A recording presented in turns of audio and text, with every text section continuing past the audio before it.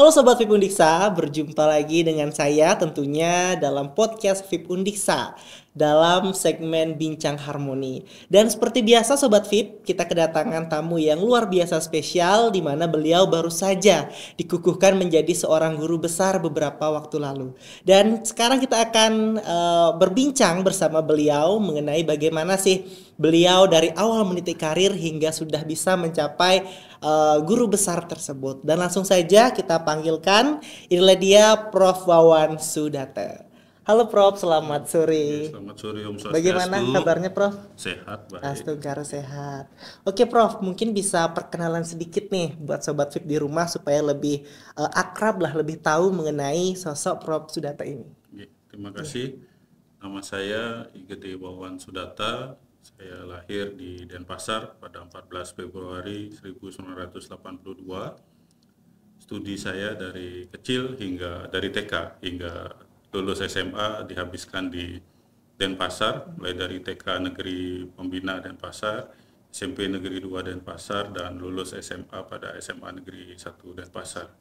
Setelah itu saya melanjutkan pendidikan ke Yogyakarta. Saya diterima di jurusan Teknik Kimia Universitas Pembangunan Nasional Veteran Yogyakarta. Kemudian diterima juga pada jurusan Pendidikan Administrasi Perkantoran. Kemudian melanjutkan studi di S2 Teknologi Pembelajaran. Kembali setelah lulus dari Teknologi Pembelajaran, ada bukaan CPNS dosen di Universitas Pendidikan Ganesha pada tahun 2008. Saya mengikuti tes CPNS tersebut dan syukur dinyatakan lolos menjadi dosen di Universitas Pendidikan Ganesha di Fakultas Ilmu Pendidikan, jurusan Teknologi Pendidikan, dulu namanya jurusan. Tapi sebelum itu saya juga sempat menjadi guru bimbingan belajar di Primagama Yogyakarta. Nah, setelah saya bergabung bersama di Universitas Pendidikan Ganesha ini, di tahun 2014 saya diberikan izin untuk melanjutkan studi ke jenjang doktoral atau S3 pada bidang teknologi pembelajaran di Universitas Negeri Malang. Waduh, luar biasa. Jadi Prof juga termasuk anak rantau begitu Prof ya? Iya, betul. Dari SD, SMP, SMA di Denpasar, kemudian S1-nya di Jogja begitu Prof, dan sekarang beliau ditugaskan menjadi guru besar di Fakultas Ilmu Pendidikan. Luar biasa. Kita mungkin bisa berikan apresiasi buat teman-teman di rumah. Dan tadi sudah Prof nih yang perkenalan, dan izinkan saya Prof untuk sedikit memperkenalkan diri. Saya Ardi, merupakan mahasiswa aktif semester 6 program studi pendidikan guru sekolah dasar. Dan tentunya hari ini sangat berbangga sekali di mana biasanya saya itu bertemu dengan Prof Wawan itu di kelas nggih. Di mana Prof memberikan ilmu mata kuliah kepada saya, dan hari ini saya bisa duduk satu meja dengan beliau untuk berbincang-bincang mengenai bagaimana sih jenjang karir beliau hingga saat ini sudah menyabat gelar guru besar begitu Prof nih. Oke, Prof, next mungkin bisa Prof ceritakan sedikit mengenai perjalanan karir Prof dari mungkin S1 tadi di Jogja, kemudian S2 di Jogja juga, hingga saat ini sudah menjadi seorang guru besar di Fakultas Ilmu Pendidikan Universitas Pendidikan Ganesha. Terima kasih. Jadi perjalanan karir seorang dosen itu kan ada beberapa jenjang, dimulai pada asisten ahli, kemudian lektor, naik lagi ke lektor kepala, dan yang paling puncak adalah guru besar. Jadi dalam jangka waktu 15 tahun itu saya peroleh guru besarnya, dimulai dari asisten ahli di tahun 2010, lektor di 2014, lektor kepala di 2021, dan di tahun 2024 itu saya naik ke jenjang jabatan akademik guru besar pada bidang atau kepakaran strategi pembelajaran digital. Jadi langkah-langkah itu atau tahapan-tahapan dari jenjang dosen itu memang harus dilalui. Misalnya asisten ahli harus mengumpulkan sebanyak 150 poin, lektor 300 poin, kemudian lektor kepala 400 poin, dan yang terakhir guru besar itu adalah 850 poin. Wow, luar biasa ya. Sangat panjang begitu perjalanan beliau hingga saat ini sudah menyabat gelar guru besar, yang dimana Prof dikukuhkan pada bulan Maret nih Prof. Iya, betul, bulan Maret. Sudah jalan sekitar 2 bulan begitu Prof ya. Nah, mungkin ketika Prof sudah baru saja mendapatkan gelar guru besar ini, mungkin ada tidak tugas-tugas yang membuat Prof merasa culture shock begitu? Oh, sebelumnya saya belum menjadi guru besar, tugasnya ini saja. Kemudian ketika sudah menjadi seorang guru besar, wah ternyata tugasnya seperti ini. Begitu kira-kira ada tidak, Prof? Tentu kalau menjadi dosen itu ada tugasnya terus berkelanjutan di bidang tridharma perguruan tinggi. Jadi tidak ada culture shock atau ada tugas tambahan, tidak.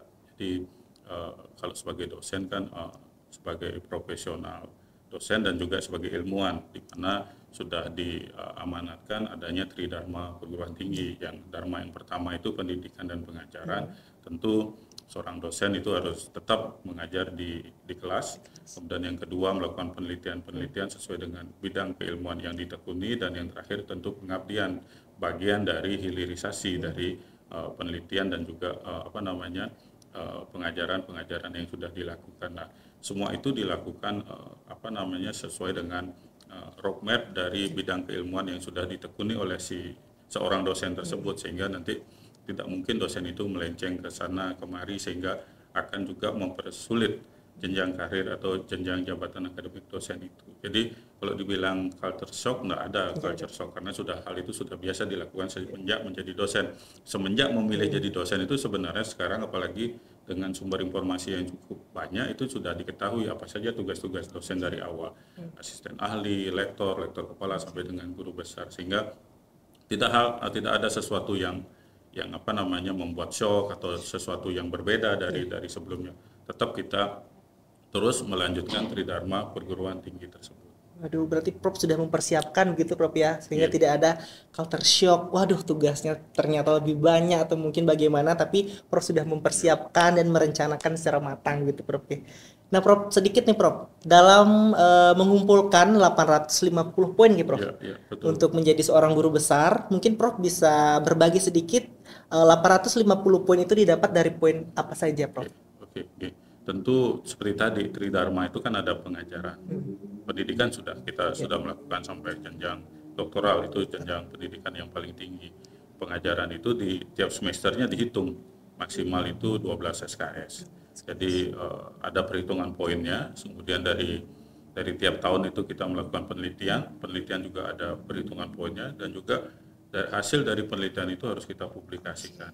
Nah, publikasi-publikasi yang sudah dihasilkan, misalnya dipublikasikan pada jurnal internasional bereputasi, tentu poinnya akan besar, itu sejumlah 40. Kemudian pengabdian juga demikian, pengabdian akan ada poinnya. Jadi semua itu diakumulasikan dari awal kita menjadi dosen, mulai dari asisten ahli, lektor kepala, dan juga terus diakumulasikan sampai pada memperoleh poin 850. Sehingga ketika 850 itu, kemudian dari sistem, ada namanya sistem informasi untuk dosen terintegrasi tersebut. Kalau memang dosen tersebut dinyatakan eligible atau layak untuk mengajukan misalnya ke lektor kepala atau ke guru besar, maka dari sistem itu akan memberikan alert atau memberikan notifikasi, oh dosen ini berhak atau boleh mengajukan kenaikan jabatan akademik dosennya. Tentu dengan mempersiapkan syarat-syarat khusus.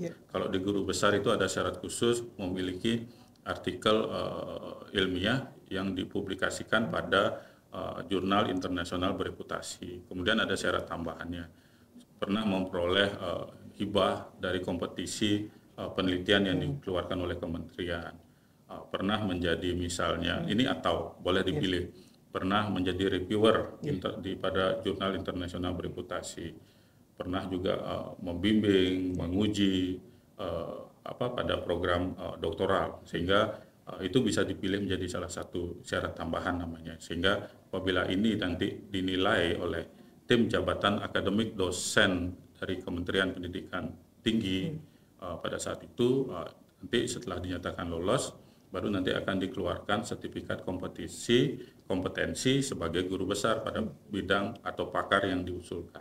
Seperti itu perjalanan. Waduh, luar biasa Prof ya, sangat panjang dan dari berbagai cabang ternyata poin-poin tersebut terkarkan sobat-sobat yang ada di rumah. Jadi tidak instan begitu Prof ya. Mohon maaf Prof, dari awal menjadi dosen tahun berapa? Saya jadi dosen itu TMT atau terhitung mulai tanggalnya itu Desember 2008. 2008. hingga saat ini di 2025, tepatnya pada bulan Maret, Prof menjadi seorang guru besar atau profesor.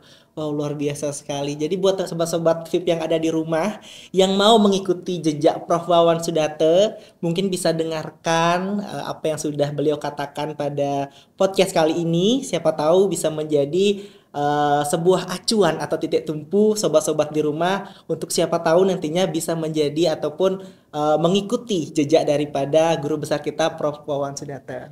Dan mohon izin Prof, next ada satu pertanyaan lagi terkait dengan kesulitan Prof ketika Prof menjenjangkan karir atau menitik karir dari seorang dosen biasa hingga sudah menjadi seorang profesor. Dan mungkin bisa diberikan tips and triknya kepada kami mahasiswa supaya kami bisa melewati kesulitan-kesulitan tersebut, Prof. Oke, kesulitan tentu ada. Kesulitan-kesulitan itu kan menjadi challenge atau tantangan bagi kita untuk bisa keluar dari kesulitan itu sehingga kita bisa memperoleh tujuan yang kita harapkan. Setiap jalan itu kan ada yang berbelok kanan, belok kiri, tetapi pada intinya kita kan harus tetap memiliki bidang keilmuan yang kita tekuni. Bidang keilmuan yang kita tekuni itulah menjadi fondasi kita untuk memiliki integritas dalam keilmuan kita. Kalau kita tidak memiliki fondasi bidang keilmuan yang bagus, yang baik, itu integritas keilmuan kita agak sulit nantinya. Sehingga dari awal memang kita sudah berpikir tujuan menjadi dosen tentu harus mencapai jabatan akademik dosen tertinggi yaitu profesor. Jabatan akademik dosen tertinggi profesor itu harus kita menetapkan diri kita mau sebagai apa nantinya. Nah, dari sana kita mulai membentuk pasal-pasal kita, mulai dari mengajar kita, mata kuliah apa yang kita ajarkan. Kemudian penelitian kita harus juga sebidang atau sejalan dengan bidang keilmuan kita, dan yang terakhir pengabdian kita, sehingga kita berguna juga atau berdampak bagi masyarakat. Nah, hal-hal ini juga yang harus kita terus rekam. Makanya dosen itu setiap dosen pasti punya CV. CV-nya itu mulai dari mengajar apa tiap semester, meneliti apa tiap semester, publikasinya apa tiap tahun atau tiap semester, dan pengabdiannya seperti apa. Tentu ada tugas tambahan di manajerial, apakah dia menjadi korprodika, menjadi ketua jurusan kah, ataupun jabatan lain di universitas. Hal ini tentu akan menjadi landasan bagi atau rel bagi dosen untuk mengembangkan karirnya. Jangan sampai nanti ketika ada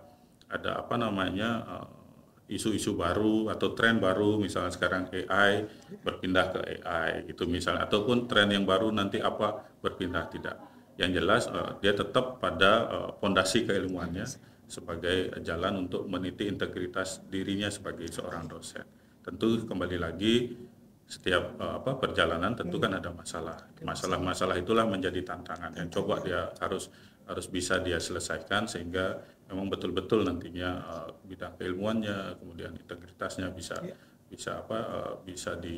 berdampak kepada masyarakat gitu. Okay. Aduh, jadi itu dia sobat di rumah ya, kita bisa dengarkan tips and trick dari seorang Profesor Wawan Sudate yang sudah memberikan atau men-sharing masalah-masalah ataupun kesulitan-kesulitan yang beliau alami dan bagaimana beliau bisa menangani hal tersebut. Dan kita tahu sekarang di VIP ini khususnya semester 6 itu sudah mulai menyusun proposal gitu Prof ya. Dan sebagai last question gitu Prof ya, dan sebagai closing statement mungkin Prof bisa memberikan tips and trick lagi nih buat mereka yang ada di rumah, sobat-sobat VIP atau mungkin di luar VIP yang sedang menyusun proposal, yang merasa sudah jenuh, kemudian tidak bisa mengalahkan istilahnya rasa kemalasan begitu Prof ya, karena saya pun mengalami demikian. Sangat susah sekali untuk mulai menyusun proposal tersebut, dan kebetulan juga sangat dikalahkan dengan rasa kemalasan itu tadi. Mungkin Prof bisa memberikan tips and trick supaya kita di semester 6 khususnya bisa menyelesaikan proposalan kita ataupun tugas-tugas kita tepat waktu. Oke. Kalau itu kembali lagi, kita kan semua pasti punya tujuan. Saya dulu waktu kuliah itu mengisi tulisan di kamar kos saya itu saya harus lulus. Saya harus lulus itu. Jadi itu menjadi motivasi saya salah satunya. Ketika saya malas, saya lihat lagi itu. Semakin lama saya di kos itu berarti saya merasa semakin bodoh. Kenapa? Karena makin banyak lagi uang yang harus saya keluarkan, makin banyak waktu yang terbuang padahal kesempatan misalnya ada nanti ketika saya bisa lulus cepat. Jadi manfaatkanlah itu karena kesempatan tidak akan mungkin datang dua kali. Jadi coba lawan kemalasan-kemalasan itu dengan misalnya walaupun hanya ke kampus saja, lihat teman-teman begitu misalnya sambil membaca, tentu nanti akan ada inspirasi. Kalau masih tetap tinggal di kos itu kemalasan itu akan terus menerus akan jadi malas. Jadi nanti lama-lama tidak terasa sudah 14 semester. 14 semester nanti saudara di DO. Nah, saudara juga bisa main, saya bilang main ke perpustakaan. Jadi baca-baca skripsi, baca-baca buku sehingga ada ide dari sana, kemudian ada muncul misalnya hal-hal yang memang sesuai dengan bidang skripsi atau proposal saudara. Jadi sekali lagi kalau saya dulu di kamar kos saya itu saya harus lulus. Kemudian saya senang dengan saya tidak tahu lupa ada quote-nya, if there is a will there is a way. Jika ada kemauan pasti ada jalan. Kemauan ke kampus saja saudara tidak punya mahasiswa gimana mau lulus kan begitu. Benar banget. Jadi harus dipupuk itu sehingga nanti punya semangat, apalagi nanti lihat misalnya kalau punya pacar mahasiswanya, nanti saya lulus punya pacar, ngajak pacar saat lulus nanti dikasih bunga kan itu jadi kebanggaan. Kelulusan itu adalah sebuah kebanggaan bagi orang tua. Jadi hal ini penting karena kapan lagi kita bisa membanggakan orang tua gitu. Apalagi pendidikan tinggi sekali lagi tidak bisa dinikmati oleh semua orang di Indonesia. Hanya sebagian kecil pendidikan tinggi. Kalau adik-adik mahasiswa tahu angka partisipasi kasar yang lulus SMA ke perguruan tinggi itu kecil sekali.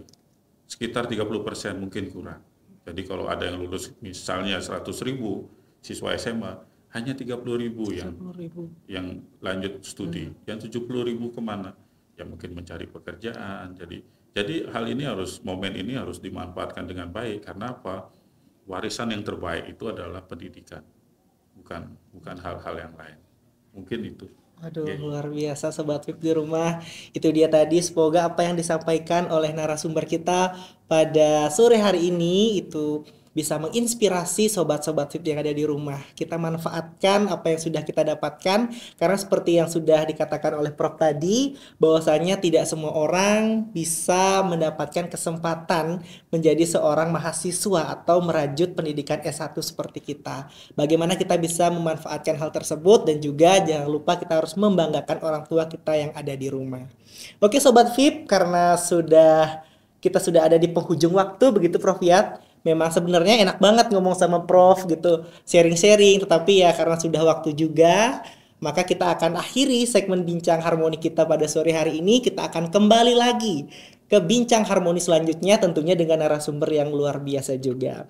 Dan sobat di rumah, jangan lupa untuk subscribe, bunyikan lonceng, dan komen kira-kira siapa narasumber selanjutnya, atau mungkin sobat-sobat Fit di rumah mau request gitu ya narasumber-narasumber yang akan kita undang pada podcast VIP Undiksa. Baik Prof, terima kasih banyak. Saya mohon maaf apabila dalam penyampaian terdapat hal-hal yang kurang berkenan. Atas perhatiannya saya ucapkan terima kasih. Dan sobat VIP di rumah, sampai jumpa.